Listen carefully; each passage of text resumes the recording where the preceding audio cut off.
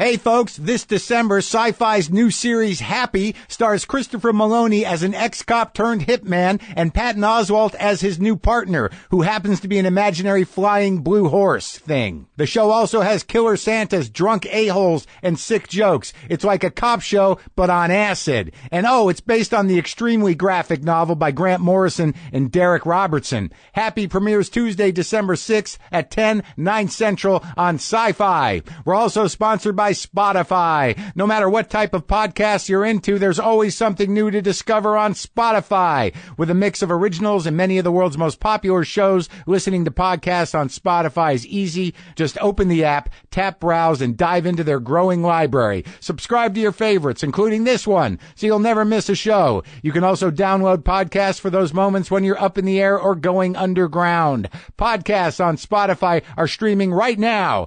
Go do it up. All right, let's do the show. Lock the gates!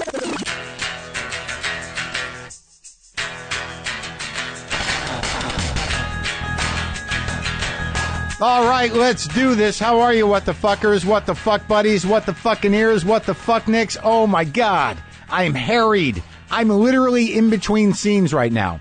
I'm shooting Glow. We're shooting down the street, down at the, I can't give too much away. I'll tell you, we were shooting at a movie theater. That's all you're getting. That's all you're getting. Not far from here. I'm back at the Cat Ranch. I'm in the garage of the house at the Cat Ranch.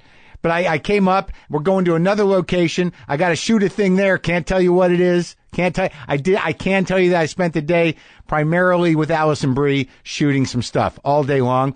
And now I'm going to go do another scene. I can't divulge, but I can tell you this.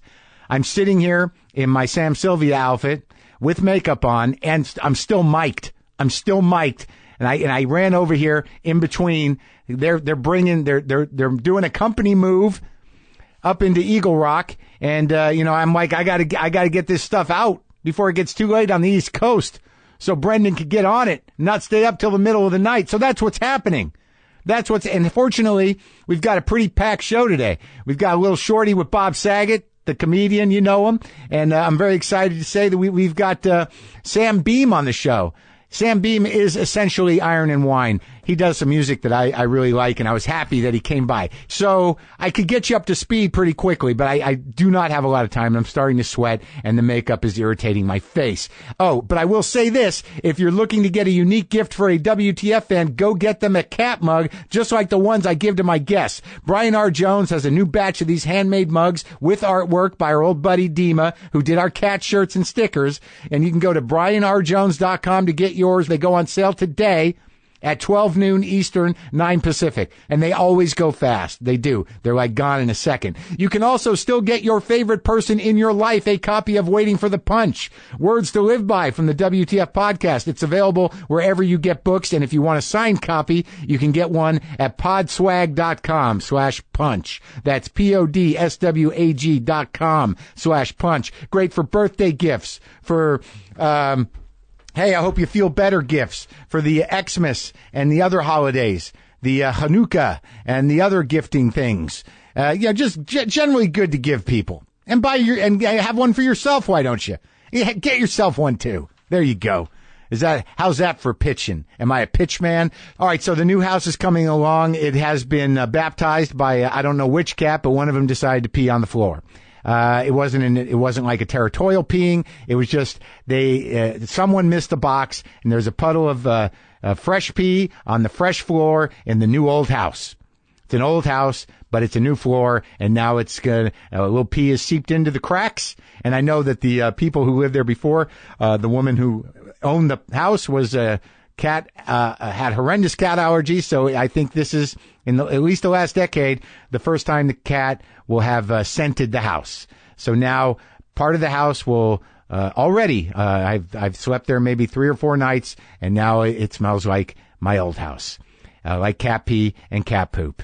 It's only in one room, but give them time.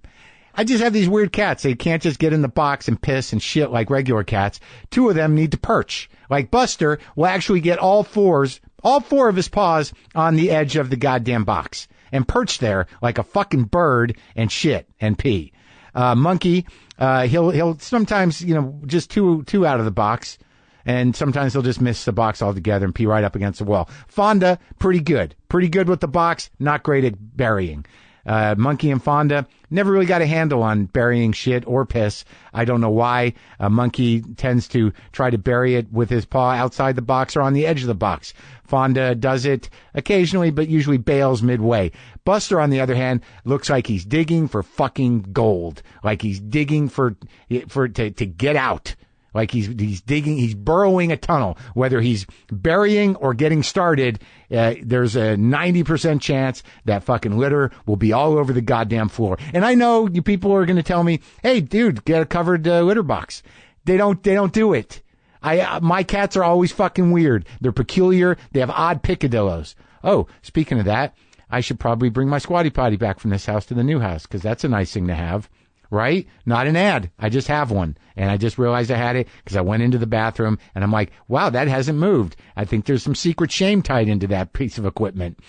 You know, it's weird. It implies something. It does something. It means something. And it's not it's not a sociable thing. But I have nothing to be ashamed of. I'm moving it. I'm going to move it. So, Bob Saget. You know Bob Saget. He's got a new stand-up special, 0 to 60. It's now available on Amazon, iTunes, and other digital platforms. And he dropped by to chat a couple weeks ago. So this is me and the Saget. I don't think anyone calls him that. This is me and Bob talking. Bob's a sweet man.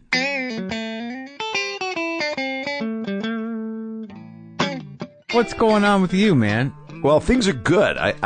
You seem good. Are you thanks. high? Are you high? No, no. Right. I'm a little tired. I've been working hard. I've been doing post on a movie that I finished. The one that I turned down? Yeah, actually. I'm sorry. Because, well, no, you were overly busy. Yeah. And it worked out really well because at first Kevin Pollak wasn't available and then he became available, so you were the spot. You were the first choice, weren't the first choice, were the first choice. However, it makes you feel better with your ego right now. Doesn't matter. You got Pollak to do it? Yeah, and he was great. Yeah, he's a good actor. He's a really good actor. And Marilyn Rice Cub. Oh, yeah, she's good. She's great. And Rob Corddry. Oh, yeah. He was funny as shit. Yeah. And it's called Benjamin, and it'll be out in 2018. What's it about? It's about this kid, my son. I directed it and acted in it. You did? I did, and I played a troubled, messed up suburbanite, kind of like if the guy on the Full House show had like 4 dimensions, not 2, and kind of just loses it. So it's about your son? It's about my son. We think he's on crystal meth. So not your real son. You don't have a real son. No, I got 3 daughters. Oh, and they're all girls. Okay. I'm positive of that. You're sure? Yeah, because we took them to the right doctors, and they said yes. We did DNA checks. Unfortunately, they're mine. Their Adam's apple hangs down to their knees, but not their balls. No, their balls are very tiny and hidden. They're it's like you can't find them. It's like Carmen Sandiego looking for their balls. Do people know Carmen Sandiego? I don't even know who Carmen Sandiego is. Well, that's where in the world is Carmen Sandiego. Oh. I hosted SNL once, and they did a thing. It was a really funny sketch. It's called "Where in the World is San Diego, California?" And people would buzz in, 3 contestants, and they were trying to guess. Nobody could find it. That's how stupid we were then. But we have doubled down. Sure, we have. Oh, boy, have we tripled down? We're so fucking dumb. So Benjamin. So it is a movie that was written by 7 years. I've been attached to this movie, and we only had 15 days to shoot it, and crazy low budge, and you know that world. Yeah. It's hard. Yeah. And running gun. Mm-hmm. Everything. And Joshua Turek, who wrote it, did a great job. He held on for 7 years with us. Nicholas Tabarek is the producer, and he's made a bunch of movies, and this was one of his faves. And I was passionate about it because it's a statement about how the parents are why our young people are where they're at. In a lot of cases, and how families are, even if it's just because of negligence. And it is detachment. Well, you're right on what the movie's about. I didn't even have to make it. You already know what it's about. What's the kid up to? I don't know. The kid is right. Is he in his room? I don't know. But when he comes home, we're going to have an intervention. Yeah, we're going to talk. So what happens is, and it's a good rap out on it. It's a real short little byline. My girlfriend, played by Mary Lynn, posts a thing on Facebook to call an intervention, and that's not where you call. No, the cat's out of the bag. Yeah, it's not. So good. You ruined the surprise party. Not good.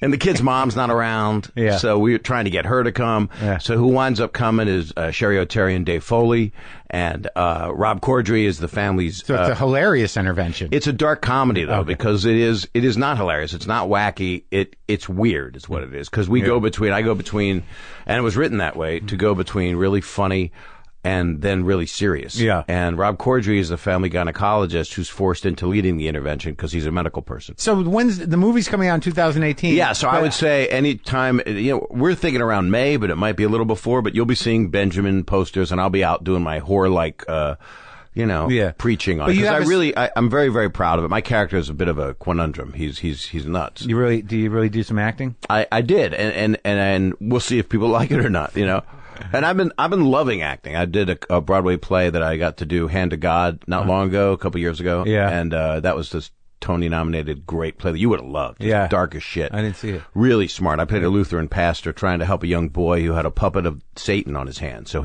Stephen Boyer, this brilliant actor, was fighting his own hand.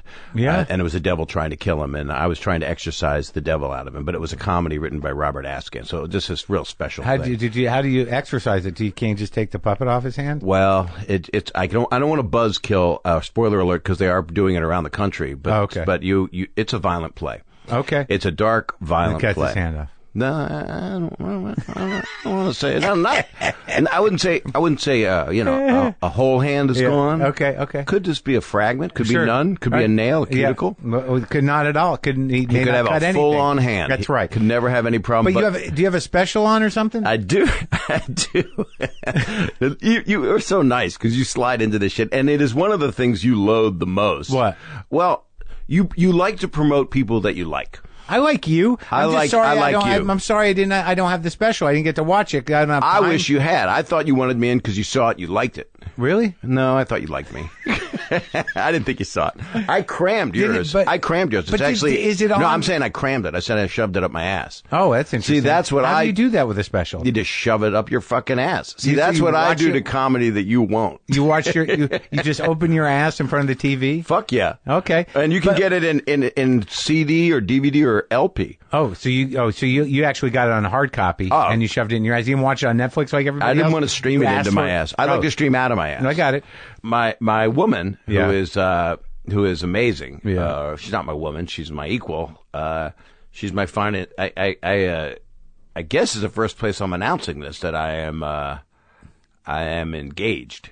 Congratulations! Yes. I wish I could push a button and a glass would break or just. Do you see yourself ever doing that? What, pushing buttons? No. Getting married again? Yeah. Why? Well, why? Let me. Why? Boy and lady. But she's amazing, and it just felt right. And I don't know. It just felt right. So I don't know. And it's been a long time. I haven't been married since 1941. Before you were born. Yeah. Just tremendous. Yeah. My DNA. Have you been married twice? I've been married once. Oh, so really? So I'm divorced 22 years with 3 daughters. Oh, so you took you a long time to get over it, and you had to go out there. I went through many. You actually had me on here to plug my book, Dirty Daddy, and it talks about all the relationships I had that didn't stick. Right. And you've gone through similar stuff. I've been through a few, but I don't have kids. Like, the kids must make everything okay. They're amazing. Yeah. They're actually. I'm real fortunate. Yeah, the mother's not like is a nice lady and not some unstable. Nice lady, and she wants to take care of the kids as much as I do. So. Right, and she knew that you were she probably overcompensated for you're the fact that you're you. And we met when we were 17. Oh. So that was you locked in. Yeah, I locked in. Actually, I couldn't get out. It was like a toggle bolt because the head of my unit is that big. It's literally like a toggle bolt. I know you do a lot of home repair because I looked around before we came back here, and you know how you put the hole, you go in the hole, and then bam, it just opens up. Yeah, you can't pull it out. No. So that happened, and so we were together for 14 years because of that situation. 3 kids. Right. My fiance is going to love that bit. Oh, yeah. It's not a bit. She's going to want you to open the toggle in hers. Oh, my God. Where's my toggle? Well, they have new ones now. They have the ones that you just screw in, and you just put the screw in. You don't have to do anything. Nobody gets hurt. No, that's great. They make them out of soft rubber like my future neck will be when I have that done. But, okay, so what's the age difference? It's supposed to be half my age plus 7. That's what I did. So she's 38. I'm 61. Are you 61? I am. My special is 0 to 60, which is about me being 0 and then going to 60. And how long have you been with this girlfriend? 3 years and change. That's really good. The change is good. Always Jews bringing up change. Yeah. Yeah, because there could always be more, right? Well, because you don't need to use a credit card if you have change at the meter. How long were you with this one that you engaged to? This one. That just sounds like grabbing the pussy kind of talk. Does it? It didn't used to. That's what's fucked. What do you mean? That's something. No, I'm not accusing you. My mother would say that. My mother would say that. All these how long have you been with that one? This one? But your mother would also say. My parents said racial stuff because I lived in Norfolk, Virginia. So they would say stuff that I would go like, "Who the fuck are you people?" And they didn't mean anything. What do you mean racial stuff about women you were dating? No. Like in 1960, the blacks. Yes, in 1960. They never said that, and they looked at people as equal. Yeah. But they would slip up with words that disturbed me a great deal. And so in 1960, I'm on that sometimes came up, or the girl is coming in on Thursday. And that's like, hey, Mom. But it's like it's a different. But you could say it's a different time, but the truth is the time shouldn't have been. I was on a ferry boat from Norfolk, Virginia to Richmond, Virginia, and now the Chesapeake Bay Bridge Tunnel is there, and there were bathrooms for coloreds and whites, and I went into the colored bathroom because I wanted to go to the bathroom, and I was 4, and my dad said, "No, that's for people that aren't white." And I remember, I'll never forget. It's one of the earliest memories that I have that enraged me. I said, "Why does this exist? Why?" I didn't say that. I didn't know the word exist. Yeah, why is it this way? And he kind of started to cry a little bit.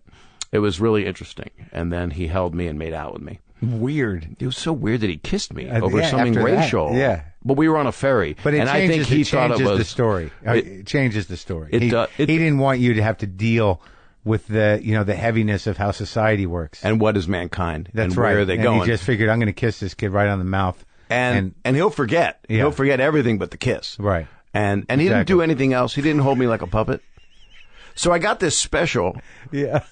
I talk about what I was going to say to you that I wanted to say about it, not promo whole way, but you were talking about your dad, and you thought he was so smart, and then you found out he's that a fucking moron. Yeah, right. He's all right. Well, my mom. It's an exaggeration. My mom died. My dad's taken a lot of hits. Your mom died 2 years ago. Oh, sorry. And thanks. And I really started to like her. I hadn't really, because she was so much of a disciplinarian, and the reason I would get out on stage and go cock shit fuck wasn't because I was on Full House. It was because I was told no. Right. Those are bad words. Right. And I was like, the 7 words you can't say. Why can't I just say them? But I didn't say them as a rim shot. I said them.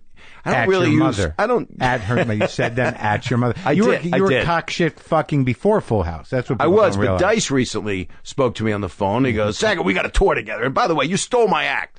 I said, "What the fuck are you talking about?" He goes, "You didn't curse as much, and you did it to change your image on Full House." I said, "Andy, I didn't. It happened naturally. I mean, he was my comedy store friend Andy. Yeah."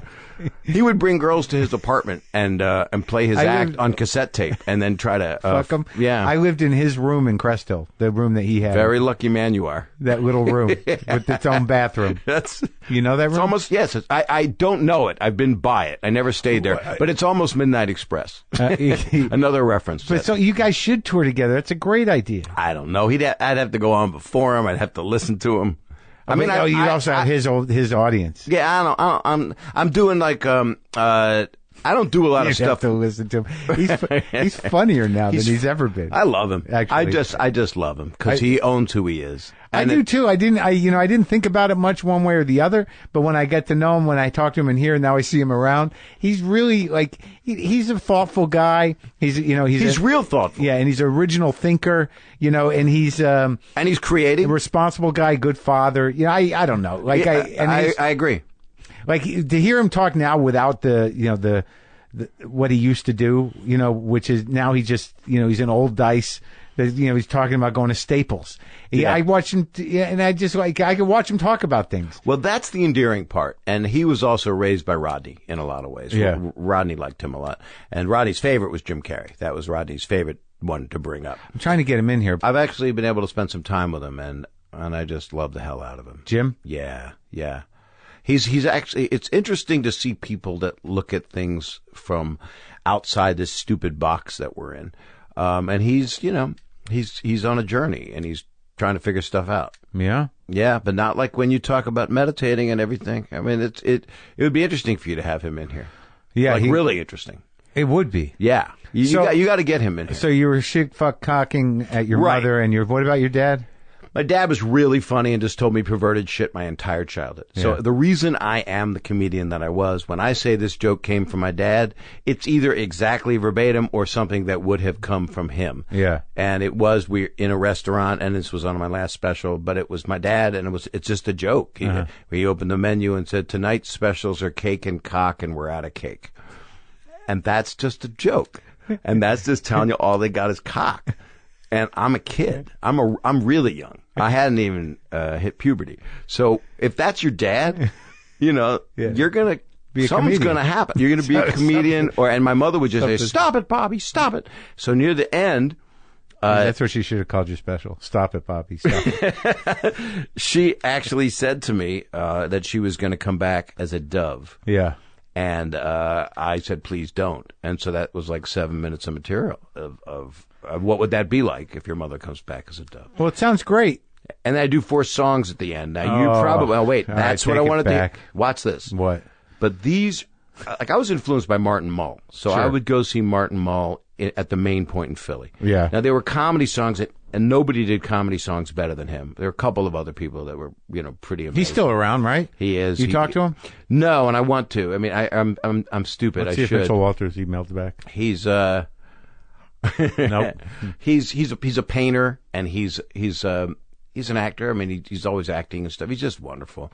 But the last song that I wrote for the special is called or I wrote for performing is We've Got to Be Kind to Each Other, and it's kind of give peace a chance, but it's got laced with my R-rated whatever the fuck it is that your filthy mouth. Call it that. It's not even. It says fucking explicit. Dirty fucking mouth. I don't use fuck as a verb. It's I guess it's an adverb, or what would it be? If you go, that's fucking crazy. What would that be in the English language? I think an adjective. No, that's an adjective, wouldn't it? I don't know. Is it a conjunctivitis term? That's fucking crazy. It feels like an adjective. I fucked her fucking crazy. That's a verb, and you're double purposing it. Well, I don't even know if that's a real sentence. It's also not acceptable anymore. What? So, you fucked her fucking crazy? Well, I was talking. What does that mean? I was talking to my lady just last night, literally. That's what you said to her? No. I'm going to fuck you fucking crazy? No. First she said, don't call me crazy. But don't call me Shirley. But You can't call him crazy anymore. Well, I can't, well, I wouldn't want to anyway. Now that I'm 61, I just want You have to be more specific on what the pathology is. Well, you can't say she was crazy. You could say she had borderline personality disorder. I felt bad, but I couldn't take it anymore. And that used to be like, she's fucking crazy. Or barely got out. It's going to get more like this. Or she had issues, but they were probably my issues, and I own my part in it. Yeah. It's... In other words, she was fucking crazy and you barely got out? I had seven relationships in the past 20 years. Most of them were a couple years each. Every time I've walked in this door, you've said, "What's up?" And I would say, "Well, I got somebody," and then this is the real thing this is the real thing because I'm locking it down. And put a ring on it. That's right. I'm Beyonce-ing her, but she's great. She's just fucking great. Right. And I've never had. Well, I hope you don't get hurt.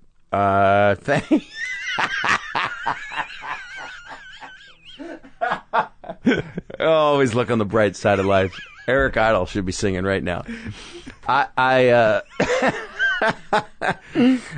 did a line in the special that people, not a line, not that kind, but I did a line which is, I might, it's going to get, people are going to be annoyed at some of the things I say. Legally, you can only hope. In Hollywood, it's supposed to be half your age plus 7, but I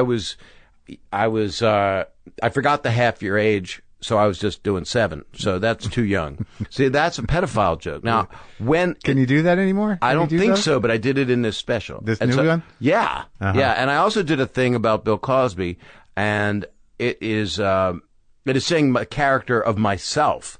Because years ago I took lewds in Cleveland. You ever taken lewds? They were already gone by the time I was old enough to appreciate them. You kids today. Yeah, I missed the lewds. Oh, they had mandrakes were around. I don't know what they were. They were post-lewds. I was doing Full House on the video show, so I G-rated what was left of my brain for a while. Yeah.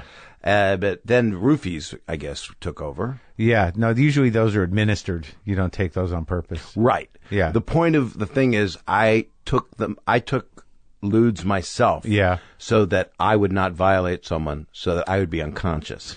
I literally will knock myself out before. So you don't know what happened. No. My butthole had a Tinker Toy in it, though, so it had to be a young person. Or a Lego. I'm not sure. Tinker Toy is the reference. Tinker Toy with like one of those pieces at the end of it? The square, and you could put a whole bunch of spokes. Yeah. Hell yeah. Oh, you remember a few things. Oh, my God, I had a Tinker Toy up my ass. But it was a Christmas tree one. So I know the time of year from that. It wasn't a car? Like a car? No, and you could make the car, and the wheels turned. Yeah. And it always got, once it got crooked, and it was wood. Fucked. They were wood. Yeah. It was wood. Always had wood. Yeah. So you and I will never say wood with the same meaning. No. Or head. No. But I don't always go there. That's what's different about this special. Well, yeah, I can do one-liners, but it's more stories, and it's more, because I'm a grown-up is what's happening. Mm-hmm. And I didn't know, unlike you with your Netflix special, you made your deal, you knew you were doing it, you knew the theater. Where did you shoot at, by the way? Minneapolis. Gorgeous. I loved it. I love that theater. Yeah, I think what we're talking about here is that, Bob, you're now able to go a little longer. Like when you listen to yourself, when I listen to you tell an emotional story, I'm like, all right, listen to Bob. He's telling an emotional story. It's touching. How long will it take for him to throw a dick in it?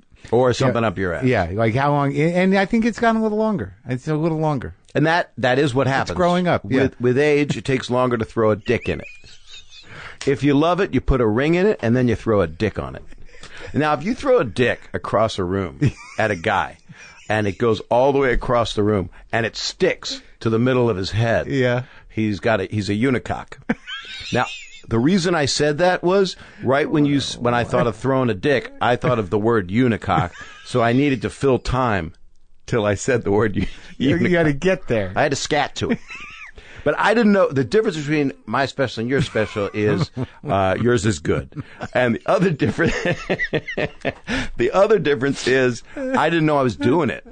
When you were doing it, I did not know I was doing it at all. Doctor? I had what said, are you talking about? No, "You're not going to believe this," and you maybe would have said no. But I got on an email on a plane on a Thursday. I was going to New York to do some television and do a couple of gigs. This is very specific memory. This is one of the most important moments of my whole life, more important than my family. And I got an email, do you want to shoot your special Tuesday? What? And I went, where? And he said, Williamsburg Hall of Music in Brooklyn. And I went, I love that place. And that would make it kind of a small to medium-sized place. My last one was at the Moore in Seattle. So this would be intimate. 4 days? I could talk to the audience. 4 days. I said, okay, so somebody fell out. Are you shooting other ones? And he said, yeah, a couple other ones. I said, it can't look anything like the same place. And he went, it won't.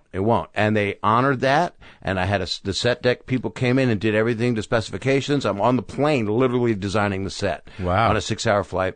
And the set I've been rolling for 3 years.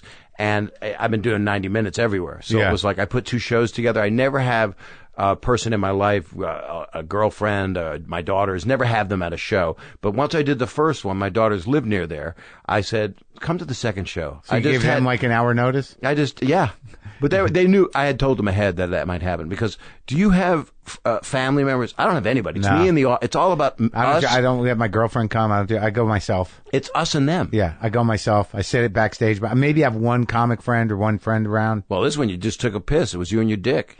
That's right. And then, but like, who was backstage with it? No one was really there. Did anybody warm up the thing? Yeah.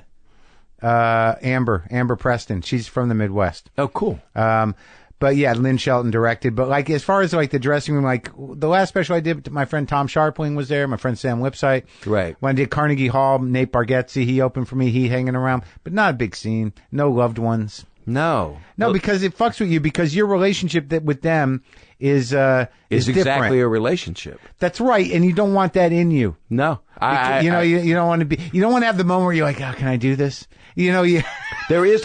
This is crazy, right? And I don't know if you get asked this, but I do. I'm going somewhere. I'm on a plane, or they see me somewhere. I'm coming around the backstage entrance of some theater, and somebody says, "Are you going to be funny tonight?" Ugh.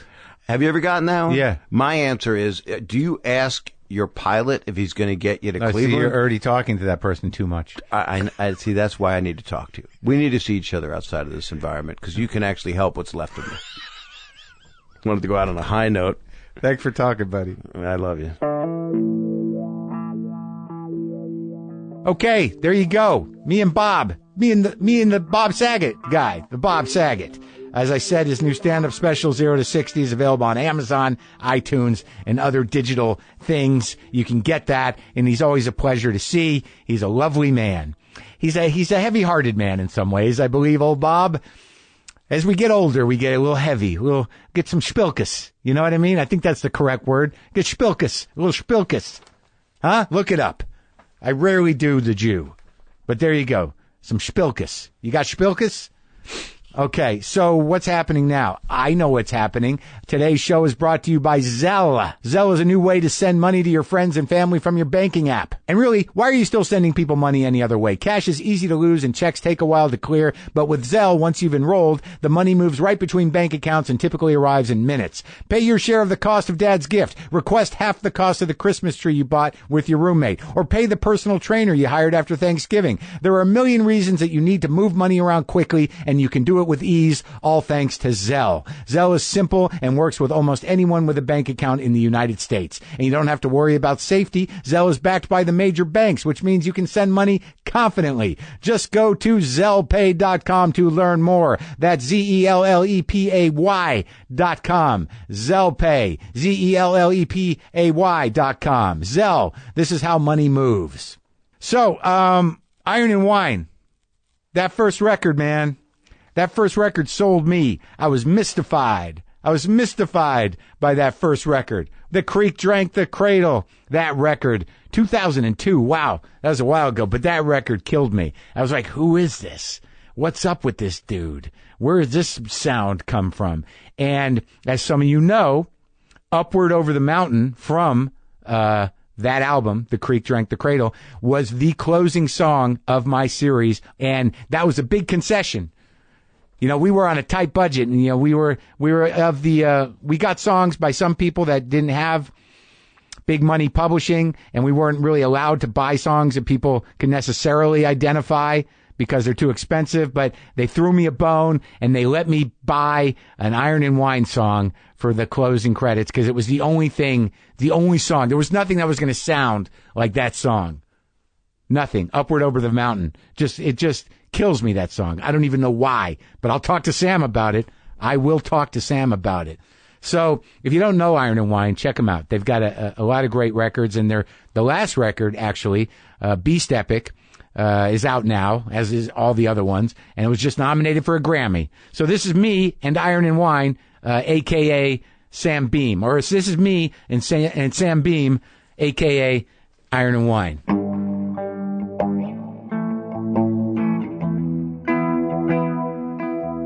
You don't live around here. No, I live in North Carolina, outside of Chapel Hill. Oh, that's nice.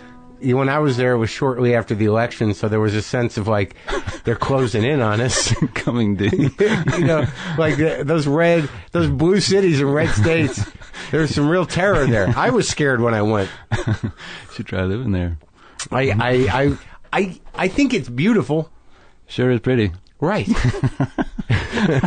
But you just never know when the hills are going to engulf you. You never know. You look like you could, you know, like, I don't know what you would do if push came to shove. It's all to fit in. Sure, no, you got the beard, you got everything. It's like, no, you got the wrong house. You have to infiltrate to be safe. I also have some overalls that I put on. Got some overalls.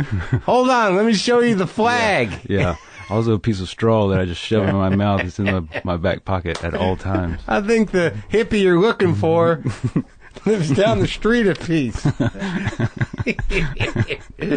So how do you, so you're an art guy, I noticed by walking through my house with you. You're an art guy, I noticed from walking through your house. Well, I mean, that's pretty low level, you know, most of it's poster art. But the photograph, I mean, not a lot of people know Joel Peter Whitkin, and you knew it. How do you know it? Because he's a totally disturbing artist if you've ever experienced it. I studied photography, and so that's what I thought I was going to be in another life, photographer. Is that true? Yeah. I don't know why you would lie about something like that. I don't know why I said, is that true? Like, come on. You're pulling my leg. You study photography? Did you study? People did that. So you were doing, how old are you? Do you say that? 43. Okay. Today. Yeah. Today? Today. Seriously? No, I still am. I was yesterday, too. Oh, okay. It's not your birthday. No. I mean, not many people that you walk into their house have A Witkin? Yeah, have a Witkin. That's for sure. Yeah, But that's an easy one to take, out of the Witkin oeuvre. Yeah, there's not a lot that you would want to put No. up around your house. No, that was like that was one that my folks got when he was in graduate school, and I don't know, somehow I got hold of it. But so you studied photography, like you were Yeah. going to shoot? Well, I was just into art. I went to an art school, not really knowing where it was going. I mean, it was a nice. Well, place where'd you to grow be up? In South Carolina. You did? Yeah, not far from where I live now. I moved around quite a bit and just sort of landed back there recently. You kind of want to go home sometimes, right? If home's nice. Sometimes you do, and sometimes you don't have a choice. Oh, really? Family drew you back? Yeah. Which has been great. Because you got kids? Yeah, I have a bunch of kids, and so it's great to have access to family and stuff. To watch the kids. You need somewhere to dump the kids. You would think so, man, but they're... Are your folks both alive? Yeah, they are, yeah. Oh, yeah. so that's and they good. love seeing the kids. But, it's kind of hard. It's a mixed blessing, Is being it? close and... Sure, because they like your kids, but how are they with you? Exactly. But, so that's been nice. Did you grow up in a big family over there? No, it was actually a really small family. I think that's why I wanted to have a big family of my own. How many you got? I have five daughters. Wow, 5 but daughters. I grew up with just one sister. My sister Sarah. Are you just keep trying for a son, or is that what's happening? I think the second one I was hoping, and then after that I just sort of gave up.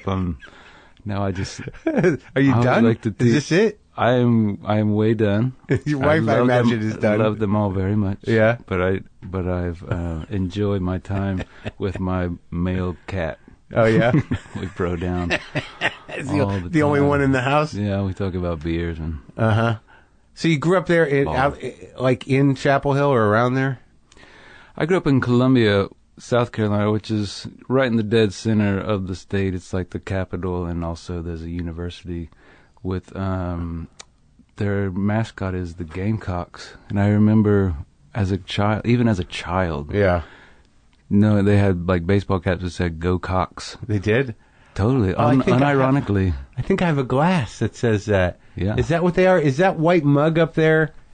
Like, The one under glass? no, the white mug, that's from the president. On top of the shelf, there's a mug in the center. Does Yeah. it say, is that the Cox? Is that them? Yeah. Oh, that says.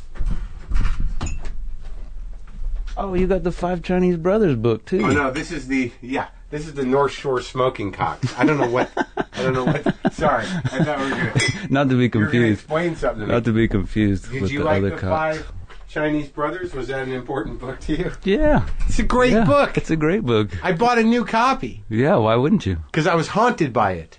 Yeah, that image of the guy with the huge face That's absorbing it. the whole That's the ocean. exact one. That stayed with me forever. That's why I remembered it. The guy holding the ocean in his mouth. Yeah. That's There's why I had to something- go out and buy that book again. I don't even know if that book is on the level, racially. On the racial level. Yeah, I don't know, but it had made profound impact Me too. because Me too. of that same thing. I had another one that was along similar lines. You remember the Super Friends cartoons? Yeah. When we were kids. Yeah, There was one with a growing woman, like a woman who would turn into a giant. That Oh, freaked yeah. me out too. Oh, along yeah. the same line, something about people changing size to be bigger. about bigger or doing Smaller seemed or okay. mutating themselves. Yeah. Yeah, I had a fairly weird fascination with human anomalies, freaks, circus So- people. Joel Peter Wiccan stuff. Yeah, that was where it all culminated or fulminated. That's where it found its it found its portal in art. Right. Yeah, I was like, this guy gets it. He understands me. Yeah. So you grew up by the college?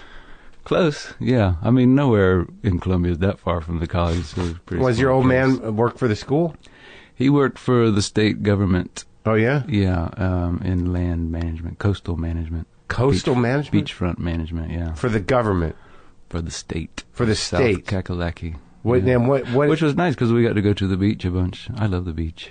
Yeah, the beach it's pretty. But, like, what does that job entail? He just goes out and checks on, make sure people aren't building things on it was government property? Or kind of, yeah, just telling people what to do with, with the land? with the dirt or the sand, Clean rather. that up. Sand and water. Yeah. Move that shit over. That's okay. That's not okay.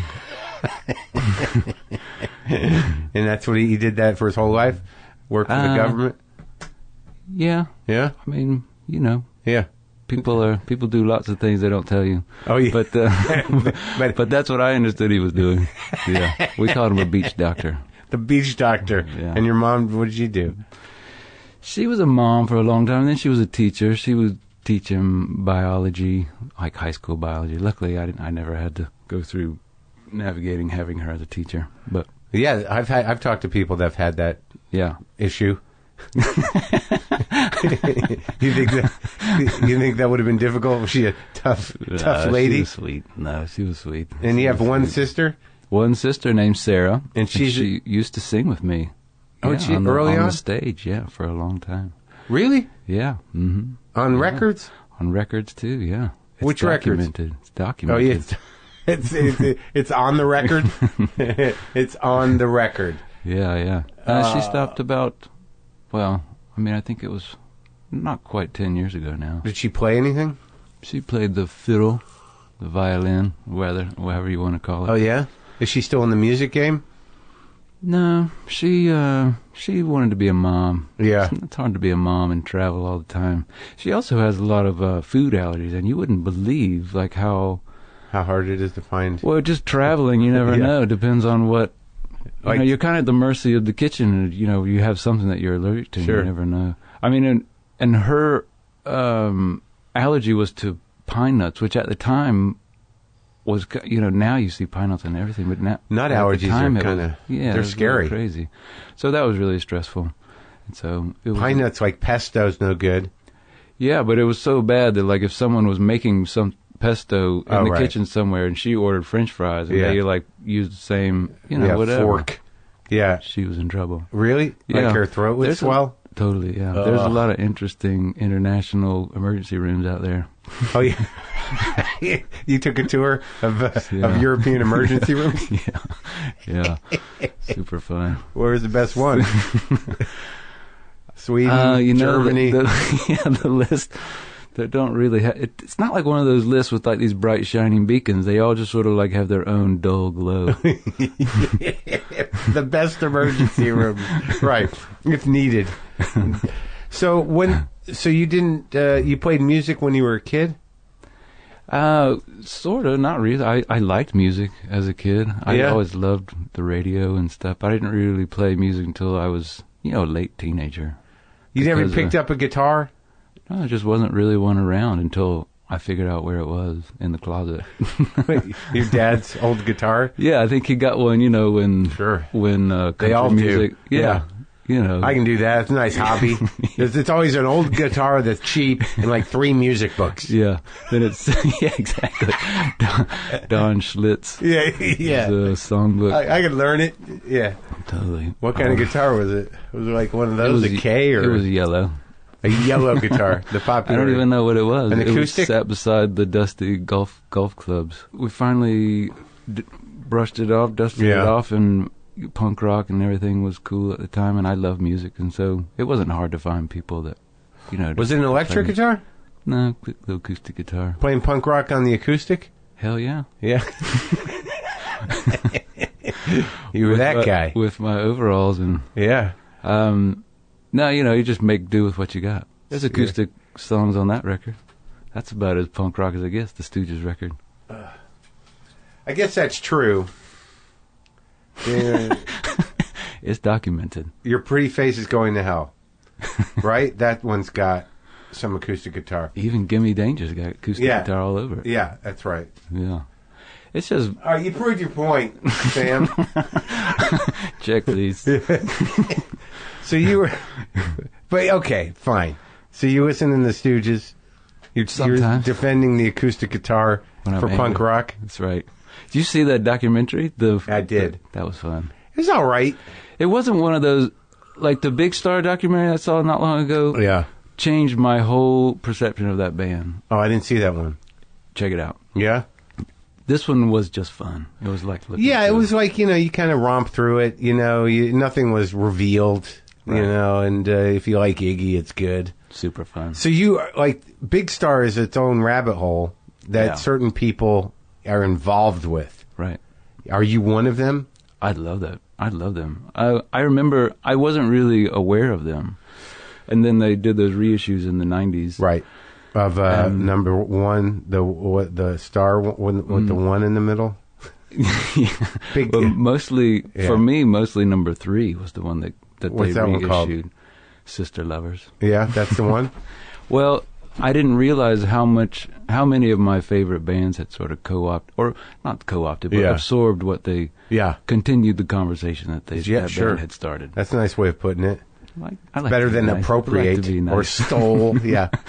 Continued the conversation as it moves through time and space. Exactly. A conversation was started by Chilton and the fellas. Carried the baton as long as they... Sisters and what? Sisters and Lovers? Sister Lovers. Sister Lovers. Or Big Star Third. Big Star Third. What does it look like? How come I don't have it? It's round, black. It's got some grooves on it. I have the first one. The first one. I like that record. As you should. And the second record, I don't know if I have, but I got an Alex Chilton record of some other stuff. Yeah. That he did. One of the weirder ones? Yeah, I have a lot of those. See, I don't have big city, Radio City Big Star either. That was good too. Man, I know they're good, man. You're going to have to just... I know. I only have that one, and I have the Chilton record. There's a lot of records out there, though. You can't really beat a lot of them are in my house. I have a lot of records in a room in my house, and Big Star should be among them because people like you, with your affectation and your folk music, start talking about Big Star, and I feel like an idiot for liking Aerosmith. You see what I'm saying? What's wrong with Aerosmith? I'm kidding. Oh, man. I love Aerosmith. That's another conversation to have, too. Well, yeah, you grew up you grew up with Townie Rock. You grew up with Townie Rock. That's where it's at. I don't know if that Big Star thing at the time was pretty bent. I don't know if I was way into Aerosmith that I would have been ready for that record. Right. Yeah, I mean, I don't. I try to mix it up, and I have nothing against Big Star or those that it spawned. Yeah. But I know that it's a big world, and I've grown to like Alex Chilton more. Yeah. I just don't know why I never completely locked in for the full ride. Well, that's what I mean. There's so many records to get lost into at this point. I mean, well, in all it's points, so saturated. I actually don't listen to a whole lot of music anymore, just because silence has become such a commodity. Is it quiet where you live? Can be. When everyone's at school. Yeah. But you live in the country? Yeah. I mean, it's a rural, just kind of right outside of town. But I hang around with music people all day who are, just dedicated crate diggers. Oh, yeah? And that shit is fun. The guys you work with in the band? People I work... Yeah, I mean, but that's sort of one of the handshakes you do as these sort of merchant marines that, you see people along the way. You don't only see them, every few years, and you say, "Hey, man, it's great to see you. You heard anything?" And then people, heard anything? And is it generally older stuff that they find? It's everything. Everything. Omnivorous. Yeah. Because there's so much older stuff that because of mainstream music and and I was kind of off the grid as a teenager because I knew some guys. All it takes is a couple guys. Man, I had a serious enabler. One of my best friends growing up, his name was Alex Smith, and his stepdad was a grad student at USC, and just for my little kid brain in Columbia that only had access to whatever was on the radio, all English beat, like all this stuff, New Order, like all this stuff, Rolling Stones, like everything that just but deep stuff that Velvet Underground for the first time in my, little teenager brain. Oh, shit. I don't know who I would be without having met that person. Guy. Maybe I would have... photographer. Yeah, maybe. Maybe I would have one of Joel Peter Whitkin's assistants, maybe. Holding the head. Could you set that head over there, Sam? Move the head a little bit. Formaldehyde replenisher. Yeah, exactly. I know. Isn't it weird how much that matters? It is. It's fun, like, looking back and saying, like, who really gave your life direction more so than other people. It's usually a surprise as you look back. It's not the people that you think they are in the moment. No, it's not. It's not necessarily the good teacher or whatever. It's that one guy that said that one thing, right? Or gave you this, something to hold on to, right? Yeah, yeah, yeah. Thank God for those guys. The weird thing about records, though, is that can still happen. Mm-hmm. It's not going to be the same as hearing the Velvet Underground for the first time and realizing that they're not even together anymore. Right. Right. I wonder if it's the same now, because you have everything, you have access to everything in a few clicks. I still feel like people need curators in a way. Oh no, absolutely. Yeah, but like I tried to. Well, I'm back in the record hole, like any other relatively. With it, dude. I don't know if I was going to say nostalgic old man, but I'll take with it, dude. You're only 54, Mark. I know, but I remember records. Yeah. Like there's a lot of people that like they don't have any nostalgic recollection of records. Right. They don't fucking care. Yeah. They had 12 records and then CDs happened. Yeah. But I had records and they were important and they were part of my early childhood. So I'm back in that hole. What was your first record? Oddly, I think like when I was really young, like when I was like 5 or 6, I think it might have been a Bobby Sherman record. Oh. Like, and I got it. Yeah. I found that record. I have that. It has a song on there called "Hey Little Woman." It's a Bobby Sherman record. It was like he was a teen idol, I guess. Hey, he's just saying hey. Yeah, and then I had 2 Bobby Sherman records, but then somehow, like there was a box of cassettes. Yeah. Like when I was like 8 or 9, had. Johnny Quinton live, Johnny Cash live at San Quentin. Oh, wow. It had Cosmo's Factory. Really? Yeah, they were my parents. Had Bobby Gentry's greatest hits. Oh, wow. This is cassettes. And then it had like a Perry Como record. I don't know how that And I think God Didn't Make Little Green Apples. It was a cover that he did. But I had Ode to Billy Joe, A Boy Named Sue, and Up Around the Bend. All in the same box. Those 3 songs on those cassettes, because I had to record it, but those 3 songs were fairly important. Yeah, to me. That music, if it hits you at the right time, will burn a hole that will not heal. Exactly. Thank God. I love that opening riff on that Creedence song. And then I had the Beatles' second album, and then I had a mountain album. Oh, which one? It was like Sitting on the Rainbow. No, it might have been a greatest hits, whatever that meant for their 3 records. I was obsessed with the band. They were great, man. They were. I don't know why Mountain, but I had it. I loved the song "Roll Over Beethoven," and they covered it. That's a good one. Yeah, it's funny how like I hear that music and it sounds so much more heavy than like some of this heavy metal these days or something, where it's gotten sort of like operatic or not that it sounds like noodly. Opera, not that it sounds like opera, but it's gotten grandiose in this way. Yeah, and they're more complicated, not necessarily blues based orchestrations. Not just a few guys, right? Doing the heavy riffs, right? Simple. There's some power noodling and some strange chord structures going on that don't lock in to the towny rock brain.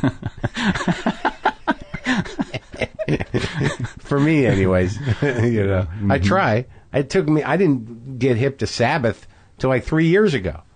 Come on, get out of here. I didn't listen to them when I was a kid, really. Why? Because you were scared? No, I just was like, I don't know. I could listen to Zeppelin, Yeah. But I didn't have friends that were Sabbath guys.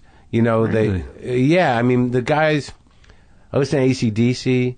There was some Rush involved, which I didn't love. Ted Nugent was around.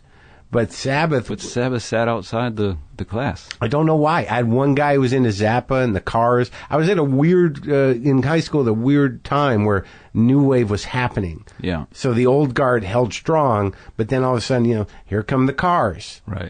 Hey, there's Tom Petty. What's happening? You know what I mean? It's like a little... Throw some herbs on that old salad, man. Yeah, exactly. And somehow Sabbath got left out. I don't know why. That seems strange because they definitely had friends in the room. Oh, definitely. I don't know how I missed it. Well, I'm glad that you solved that problem that you had. Yeah, I had to go out and do it as a man in his late 40s. What is this Sabbath Volume 4? Why isn't 3 good enough? Yeah. Do other people know about this? Just keeps going. This is amazing. Well, you know what? That's pretty cool, though. I wish that I had come upon that a little bit later and just had this beautiful, broad continent to discover. Oh yeah, as a grown up, it's a big. That's an adventure to go on. And it's good because it's so intimate and it's kind of heavy, but it's intimate, It's not overwhelming, you know what I mean? It's there's some good music there. And Sabbath is not quite not angst of it. I was angry. I think I was more driven to define myself than angry. I was probably angry. I got angry later. But when I was in high school, I was more lost. Yeah. And I recognize that in myself, too. Yeah. I wasn't particularly mad. Yeah. I was just sort of where do I fit in? Yeah, what is this all about? When are they going to figure out that I don't know what is going on? Yeah, what am I supposed to do? When did you sort of drift towards art? I was always into art. I just, the Southeast is not a burgeoning, cradle for the arts. Really? It wasn't a super nurturing place. I mean, I never felt like I was, and my folks were really supportive too. Yeah. I mean, they didn't understand, but they were really supportive. They were, well, that's what you want to do. Give it a shot. Look, we got your sister who's good at math, and it might do something stable. Yeah. So I never felt like it's something I shouldn't be doing. I just didn't. It didn't. You just felt like sort of an oddball. Right. I mean, there was art department kids where I went, but I was hanging around the university. My mom was a painter, so it was around. But in high school, it was still sort of I don't know. I graduated in '81. There weren't that many punks around. There weren't that. There were always those stoners that drew things. Where'd you go? Where? Yeah. They were holding up the art end of things. They got really good at pentagrams. Yeah, whatever it was. And a lot of detail. And the detail in the joint. Yeah. And the smoke. Yeah. I grew up in Albuquerque, New Mexico. Oh, right. But I was into photography. They built this amazing dark room, this amazing facility at my high school out of nowhere. Yeah. A full-on professional dark room. So my junior and senior year, I kind of laid into it. That's super taking cool. pictures, developing the film, doing that business. Yeah, that's all lost. People don't... That's considered a really strange, vintagey, eccentric thing to do. It's hard to wrap your brain around, too. I think it was a built-in, barrier to just anybody doing that particular art form. Yeah, definitely. It was sort of necessary because it was like chemistry. Definitely weeded them out. Yeah, it's because you could fuck up at so many levels. Yeah. Because you got to wrap your negatives around that reel. Yeah. Before you put it in the tank to develop it. Everything could go wrong at the wrapping. You're giving me the worst flashbacks now. The bag. Reliving all these The bag with the wheel. And you got to pop the canister of film open and thread it right so they don't touch each other. Yeah. I'm reliving all these things that I had put in a very safe, dark place. The ruined rolls of film with just blotches on them. Yeah. So you caught the tail end of that? Oh, totally. Yeah. Yeah, I mean, I was into it early 90s. I was in art school, so it was still big and proud and strong. Not until, 10 years after that, just, man, gone. A puff of smoke. Gone. I saw a movie the other day where it had a woman developing film in a darkroom in a modern movie. Right. She's a photographer. She's working in a dark room, and I'm like, she wouldn't be doing that. Who would do that now? All the younger people are looking at each other confused. What's happening? On? She pulls out a roll of film out of her bag, and I'm like, you wouldn't. No one has that anymore. It's crazy. It's one of those old scripts that's been banging around Hollywood. They just forgot to update. Well, that director wanted that shot of like the image coming to, in the liquid. Like, oh, here it comes. Look at that. The reveal. I love those. Some movies have like these little bits that are just so specific to some technology that happened at the time, like these like cell phone movies that are just going to be like, oh yeah, the big cell phones, yeah, the big cell phones, or even like one. What was that Scorsese movie? The remake that he did not long ago, The Departed, where there's like the big deal was like the cell phone. Oh yeah, it's like this whole movie around like how they use their cell phone. Yeah, yeah. At that time, those are going to be period pieces. Like, you know what I mean? They're going to be looking at that and dinosaur bones. Oh, yeah. Yeah, and just like almost everything. Look at these strange objects we can only understand through. Back before we were paralyzed by, convenience. Now we don't need to do anything. But, all right, so... But in high school, what were you doing? Were you drawing things? Yeah, I was that's how I spent my time, listening to records and drawing. I was way into comic books. Yeah. Oh, really? Comic book guy. Comic books and art. Just kind of. Yeah. I was game for all. Which comic books? Like classic ones or off the grid ones? All of the stuff. Oh, really? Comic book guy, huh? I wouldn't have pegged you for that. It's all right. Thanks.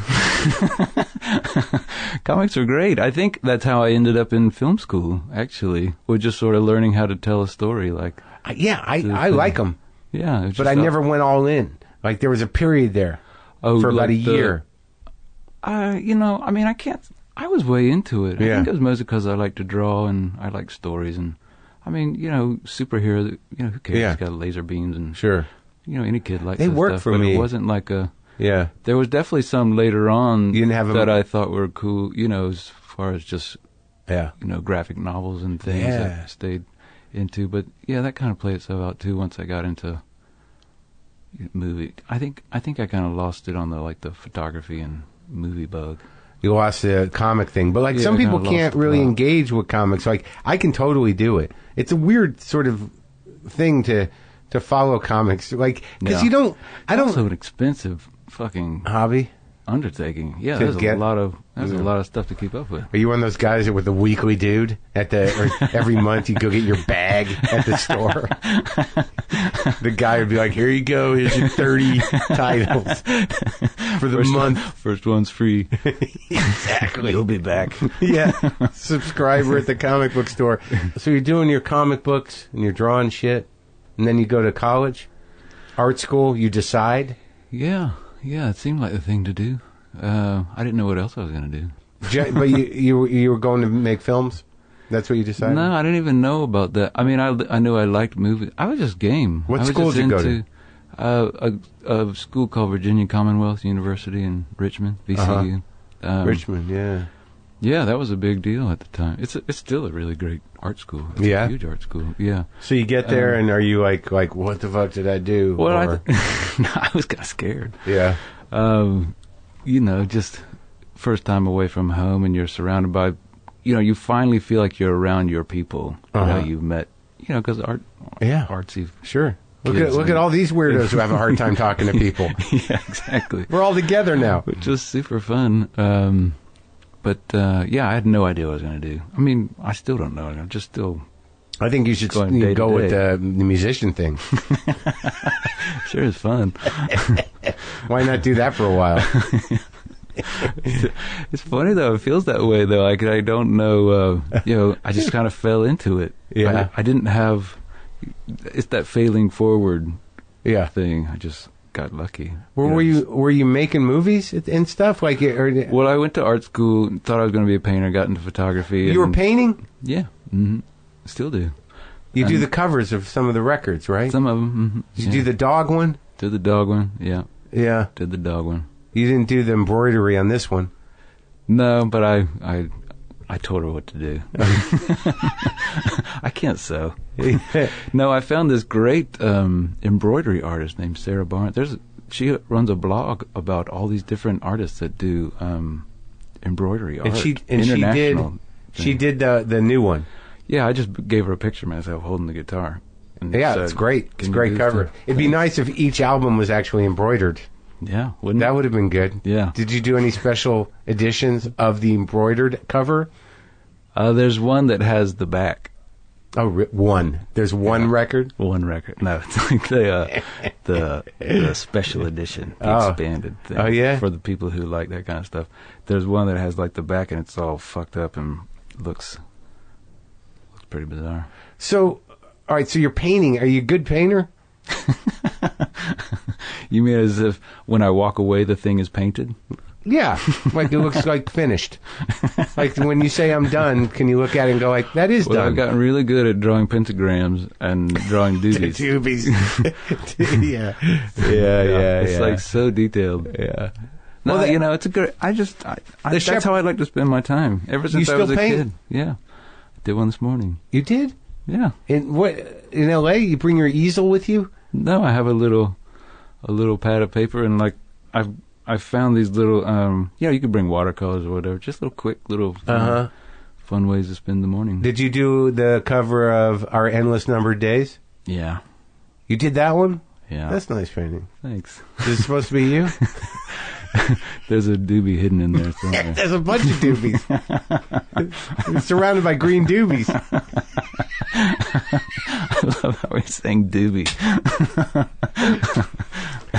But so where do you start making the music? Like, because you can paint. It's nice to have that skill, a sense of color and a sense of, being able to organize on art like that. It's great that you can express yourself that way, and now you can play guitar. But you're a pretty good guitar player, so you must have put some time into it.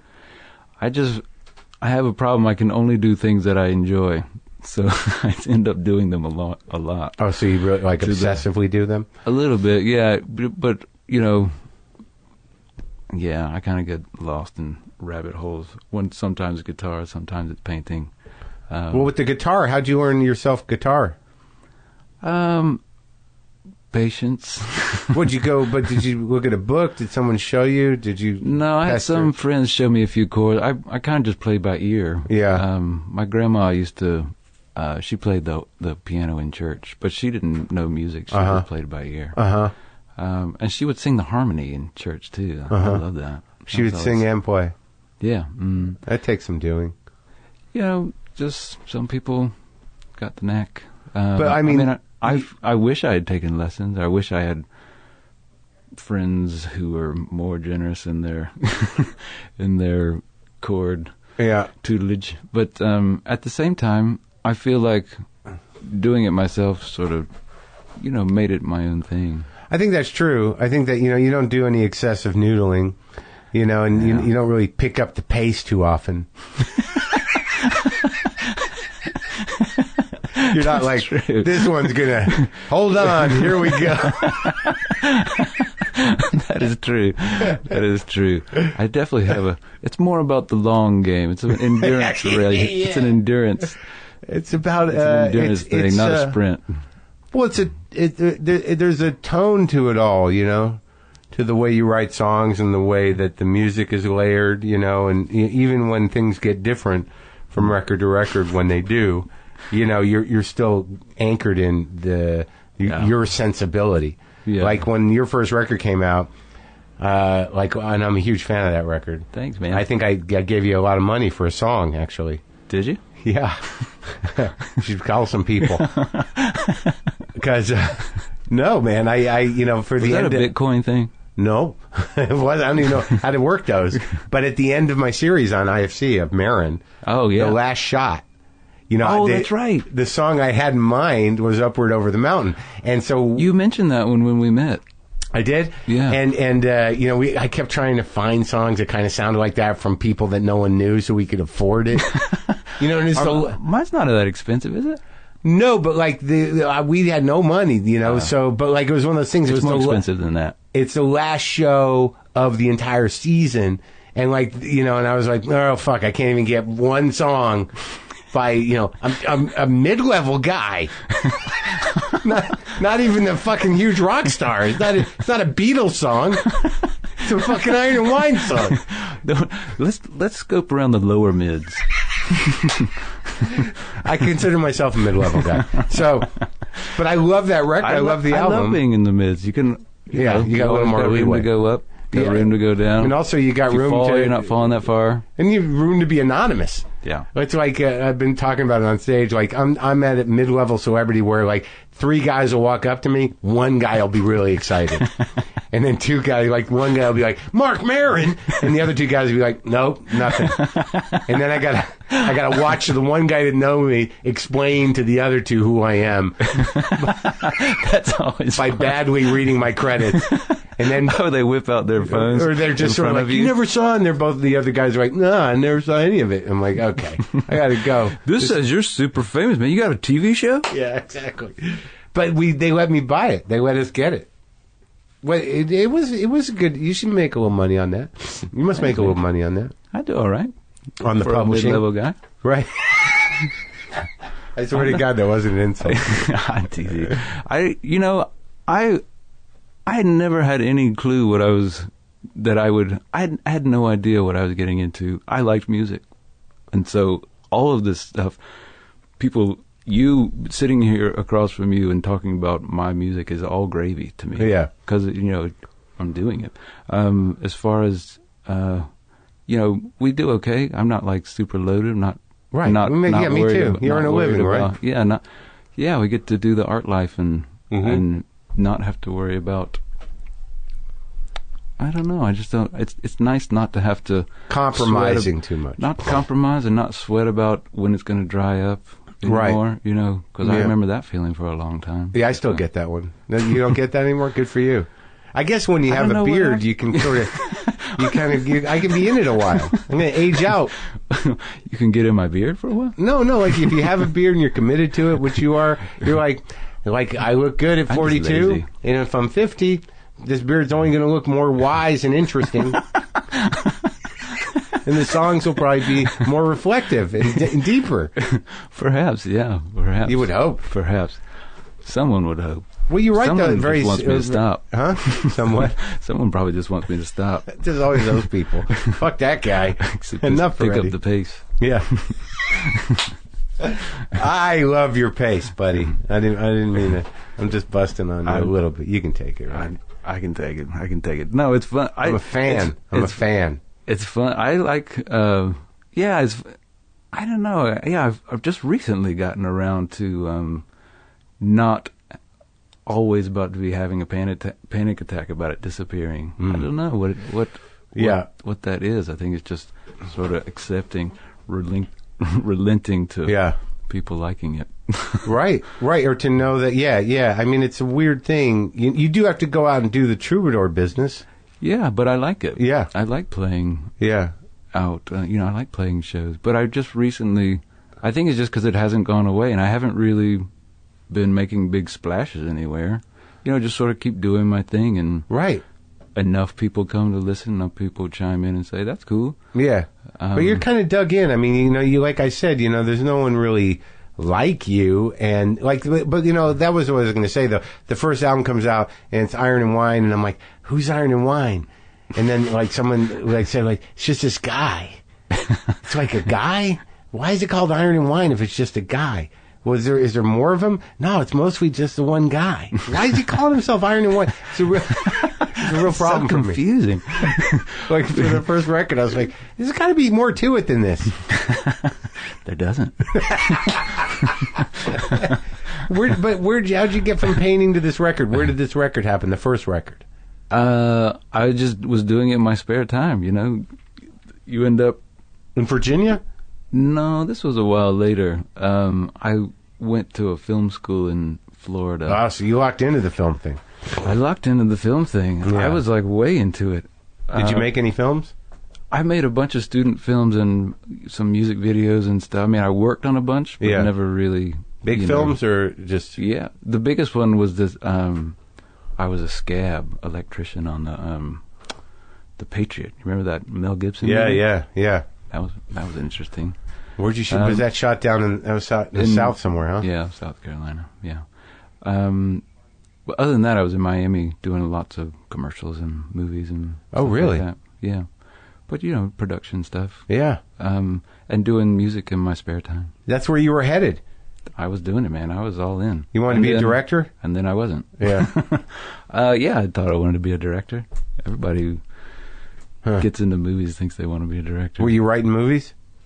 I started writing a bunch and never finished any. And it's easy to start them. It's hard to finish them. Yeah. Songs are shorter. Very. And very much shorter. And they can have a longer impact sometimes. Sometimes, yeah. Sometimes. Oh, man, you think of some dudes that have 90 records out, but you only know 2 of their songs, and then you realize, it was worth it for those 2. Do you know what I mean? Definitely. It's kind of fascinating. It took me a long time to come around to that. That one song, that's the magic one, and that magic's not going away. It's never going to go away. Yeah. No, even I think you're always working on that song. You're always working towards. Yeah. It's not like a thing where that's the only song I have. Right. And I just laid it on the table and now I'm done. Right.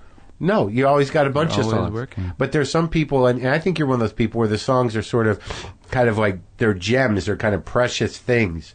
I've talked to John Prine. Mm.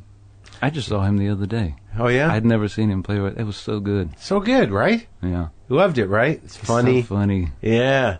But also just beautiful. Yeah. In just a wonderful conversational way. Yeah. His show, you mean? How he talks to the audience and stuff? Yeah, but even his songs, they're just... Yeah. They're like the opposite of Jimmy Buffett songs. Yeah, I only know of 1 or 2 Jimmy Buffett songs. Just sort of giving a nod or winking and saying it's supposed to be funny, but at the same time it's really clever and clever. Also some of them heavy, real broken-hearted shit, man. Mm-hmm. Angel from Montgomery. Oof, that was pretty good. If all he did was that, we'd be all set. And Sam Stone, Angel from Montgomery. Pretty good. Right? But I remember that the first record, it was the lo-fi, you kind of got timed it right about the sound. I guess so, yeah. Because I love, I like a lot of your records. I'm not being a dick.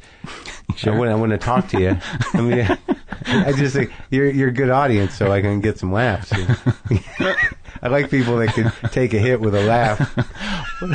Oh, I can't take it too seriously. Yeah. It's only life. Well, I'm not being that hard on you. No, you're not. But yeah, that record, that's one of those songs, Upward Over the Mountain. I listen to that pretty regularly. You mentioned that when we met the first time. I did. I'm obsessed with that song. Yeah, no, but I love that. What else does an artist want but for someone to say, you did this thing and I appreciate it. Thank you. Yeah, and I listen to it. It moves me every time. I don't even know what it means. I don't know what you guys mean, but I know I have feelings about that thing, that vague story in that thing. That one's about mom. It is about mamas. Yeah. Everybody's got mamas. But when you write songs, do you aware what it's about, or do you just get lines? They're all different. Some of them are more specific than others. Some of them, they require less than others. Some of them want to be explained, and some of them enjoy being a mystery. Right. Just sort of try to be open to whatever happens, letting it happen. Yeah, that one was pretty much specifically about a mom, or about the narrator's talking to his own mother. Right. Saying... Yeah, and I got that. We're about, life is about us always losing, and let's just hope that sometimes we'll have hope that it'll win, or we'll win. Yeah. And so, because, that's the relationship with the mom and their children. They're, it's always releasing, always losing. And so, that's what that one's about, and that's pretty specific. Some of them are less so. Yeah. I think I try to treat them like poems, and some poems end up being about... You never know when you're getting into it. No, you don't. I'm going to sit down and compose this thing about the complex relationship between mothers and sons. You just sort of get into it, and the lines start coming, and then you start to realize, oh, that's what it's about. And Right. hopefully walk away then. Yeah. Instead of developing it too much. Stop cutting and pasting. Keep it on the pad. Yeah. Because I've written some poetry, and I used to be into it, and it just comes. But it seems like, when a story happens, it takes a lot to be confident in story, poetry story. You know what I mean? Like, totally. So if it's vague and weird and it rhymes and like you got some good images, like that's good enough. It takes a lot of confidence regardless. I mean, just to put your stuff on a piece of paper and put it out there. You know what I mean? Yeah. It's really, because you're just reaching around in the fog. There's no you just sort of get used to it. Right. You know it's what I mean? true, man. Yep. And every now and then you reach into the fog and you pull back something that you wouldn't have recognized, but you think it's kind of fun, and you get accustomed and enjoying reaching into the fog and seeing what comes back. That's the whole thing. Yeah. That you don't know where it comes from. No. It's kind of fascinating. I mean, I do it with jokes, and I do it, not so much in writing, but in performing them, in letting things happen on stage. Where you're just sort of like, this got to get funnier, and nothing I'm going to do. I can only wait. It'll be delivered one day. I can't force it. Yeah. I can have some ideas. But it's the same when you write something where, when a song resolves itself, I imagine it's pretty exciting. It is fun. I just like making things, and I think I'm getting less and less. I think I'm liking it more and more. I'm getting less and less worried about what it should be or what it might be. I just let it happen, and you're putting it down, and the songs sound great, and there's like there's some hints of the type of singing and playing that you do and the harmonies and stuff. It's a very earthy thing, It's got a lot of foundation, and like Crosby, Stills and Nash and stuff like that, right? Yeah, for sure. Like that kind of that zone, which is kind of a magic place because you can get heavy, you can get light, and you got the delivery system. Yeah, slow. Not too fast though. Not too fast. I think like you got kind of fast on. Wasn't Ghost on Ghost the one where it's like, let's get some horns in here? Was there horns? Horns don't like to go slow. Huh? Horns don't like to go slow. But you had some horns on there, am I wrong? Oh, hell yeah. Yeah. There's like a whole 2 or orchestra, 3. right? A whole bunch of them. Yeah. That was a big deal, right? It was fun. But yeah. Whose idea was that? I think it was mine. Yeah. I just love that music. I love R&B music. Yeah. And I love jazz. It's fun to try to... But that was a big departure, that record, for you. No? I don't know. I mean, I think if you looked at the first one and then you listened to that one, they're like significantly different. But if you just sort of followed the footsteps, it's there. Yeah, it was all headed towards that. Yeah, I've definitely heard people say that, but I've always felt like each one answered the one before it. Yeah, pushed you a little further into the fog. Yeah, I mean, it might not have been maybe just on a production level. For sure, it was a different kind of thing. Yeah, it was a bigger. Yeah, just lots of musicians and this complicated thing happening. But I always felt like each one kind of just took a few more steps past where the last one went. Yeah. They might not have always been the steps that other people wanted me to take. Sure. Well, some people just want you to stay the same. Yeah, that's hard. Yeah, not for some people. So especially people make a lot of money on that first one. They're like, can you do 4 of those? Sure, no problem. Then I'll just... Only 4? Yeah. Just keep making them until it gets sad. Keep making them until it gets sad. But, and also I listened to, they sent me that stuff you did with Ben... oh, right. Bridwell? Yeah, me and Ben. That was He's fun. a friend of yours? We grew up in the same town. Yeah, we were roommates. Because, that band, they did a record... where I thought it was amazing, and I'm trying to remember what Cease to Begin. Yeah, that's a good one. I listened to the shit out of that record. You should have. Right, it's a good one. And then I didn't get any more. There's a lot of music out there, man. I mean, I got to be honest. I am blown away when people are along for the ride. I mean, I've been doing it for 15 years, and I can't think of a band that I listen to that I've stayed with for 15 years besides the Beatles or something. Right, where you just sort of a lot of times they put out records, you're like, I didn't know they had a record out. Totally. I'm worried it's going to happen to me. Like, I'm just going to, like, put up one out and I didn't even know it. No, like, did that come out? I mean, but that's a lot. There's so much music. And who's this Jessica Hoop? Jess. She's Yes. great. She's No, I know, it's great. I singer. listened to that record, too, and I didn't know about her. I didn't know about her either until I did. Right. What's her story? She was actually from here. She played at the Hotel Cafe a bunch. Oh, yeah. You know, a minute ago. Interesting. She's a singer and guitar player and songwriter. Mm-hmm. Super talented. Yeah. Interesting person. You could say that. You could say that. Always looks different. Yeah, she's into the theatrics of it, which I think is really fun.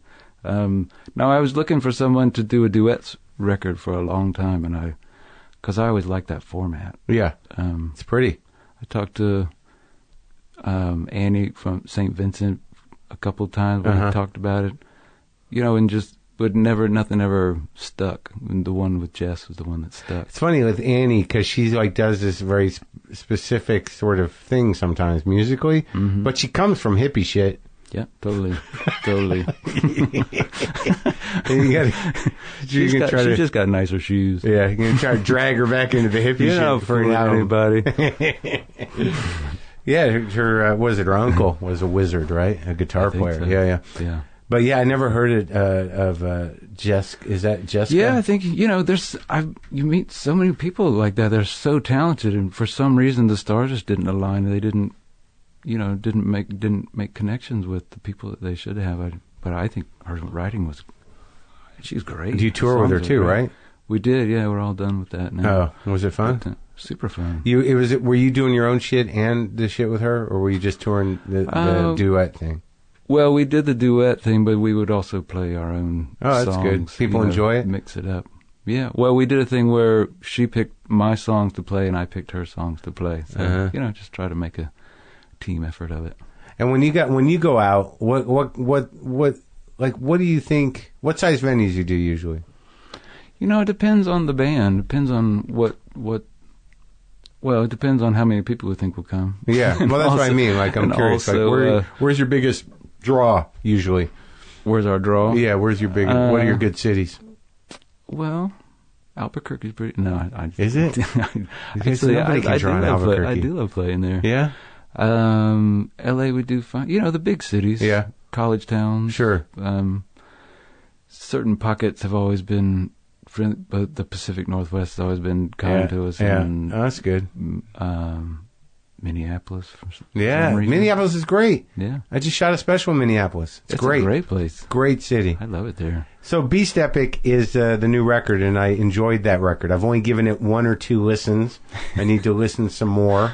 Yeah, you do. It seems Let's listen to it now. You want to go listen to it now?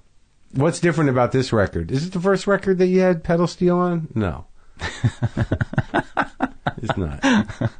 But like this, there's a lot of textures on the record. Yeah. What do you think? Like after like the other one, the R&B record. This is not an R&B record. No, it's not. Although, they're all R&B records in a way. Come on. I know what you're saying. But what do you make of this record? Like, how is it different for you? It's a bit more introspective. It's a bit more... I don't know. The other ones, the last few, I always spend a lot of time on the lyrics, but I feel like the sonic handshake that was made was more of a music. I was more interested in the music than actually communicating a certain type of song. Mm-hmm. So these songs seemed like they were more introspective songs. They're more singer-songwriter kind of songs. And so, thinger-songwriter songs. Thinger. So the lyrics are more like higher in the mix. They're more they're songs to be sort of absorbed in a different way. And when you were writing, how long did it take you to put the writing together? When did you have it? Is this like years' work? Things sitting around for like some of them. I think these are mostly. I usually have a bunch of like older ones laying around. They end up on there, but I think these are mostly newer. These are more reflective, recent ones. Yeah, getting older. Kids.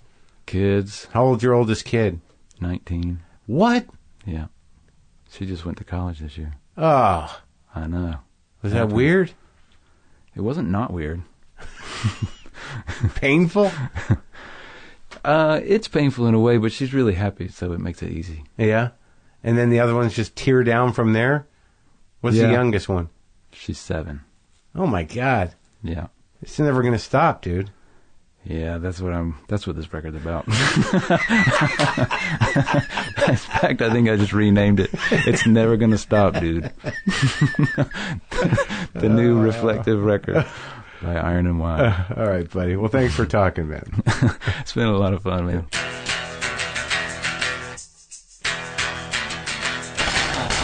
Oh, man. I love that guy. Sweet guy. I felt like I was just trying to get him going. I felt like I was trying to, I felt like he's a good audience. I felt like I wanted to entertain Sam Beam and his beard. I love that guy. I like people from the South. Is that being racist to say that I like people from the South? I think it's being unusual. That's mean. No, he's a real Southern gentleman, that guy. Seems like it to me. And don't forget, folks, cash is easy to lose and checks take a while to clear. Thankfully, there's Zelle, a new way to send money to your friends and family from your banking app. Once you're enrolled, the money moves right between almost any U.S. bank accounts and typically arrives in minutes. Plus, it's backed by major banks, which means you can send money confidently. Just go to ZellePay.com, ZellePay.com to learn more. Zelle, this is how money moves. All right, I can't play guitar today. I have to go. I got to be on set in 10 minutes. And my car has a flat tire, and I don't have it. So now I got to wait for Transpo to pick me up. And this is probably, the van is outside. Come on over. Okay. So let me say, okay, 2 minutes. I don't need 2 minutes to say this. Boomer lives!